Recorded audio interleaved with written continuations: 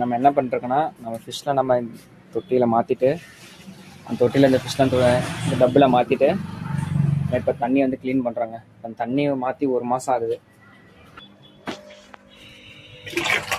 நல்லா ஃபுல்லாக காலுக்காயிடுச்சுங்க.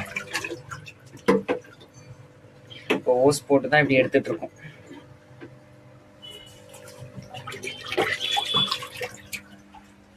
இந்த தொட்டி நேர்தாங்க ஆச்சு. இது பாருங்க எப்படி பளிச்சுன்னு இருக்கு. இது பாருங்க எப்படி கப்பா இருக்கு.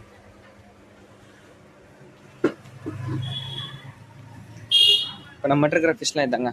மௌலிஷ் இருக்கு, அப்புறம் டெட்ரா, கொய்யே தாங்க. தொட்டி ஃபுல்லாக இப்போ காலி பண்ணியாச்சு. இப்போ தண்ணி பிடிச்சிட்டு வந்து ஃபில் பண்ணி ஒரு 1/2 மணி நேரம் கழிச்சதுக்கு அப்புறமேட்டு மீனை விடணுங்க. அவ்வளோதாங்க, தண்ணி ஃபில் பண்ணியாச்சு.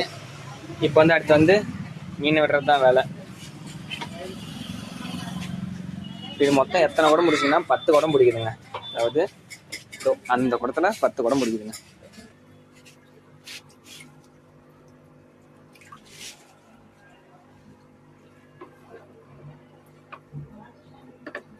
டக்கு டக்குன்னு திருப்பதாவில்ல.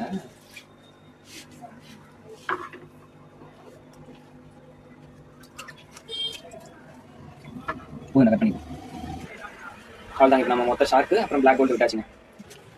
இப்போ அடுத்து இந்த ஃபிஷ்லாம் விட போகிறோங்க.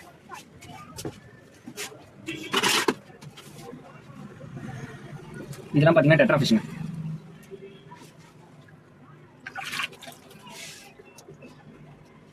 டைகர் ஃபிஷ்ஷு, டெட்ரா ஃபிஷ்ஷு எல்லாமே நம்ம இருக்குங்க. இது கௌரா ஃபிஷ்ஷு. இதெல்லாம் பார்த்தீங்கன்னா டைகர், இந்த கோடு கூட இருக்குல்ல, இதெல்லாம் டைகர் ஃபிஷ்ஷுங்க. இது சில்வர் பார்ட் ஃபிஷ்ஷுங்க. சில்வர் பார்ட்னு சொல்லுவாங்க. அவ்வளோதான். நம்ம தொட்டி மாற்றினதுக்கு அப்புறமேட்டு தண்ணி மாற்றினதுக்கு அப்புறமேட்டு இப்படி தாங்க இருக்கும்.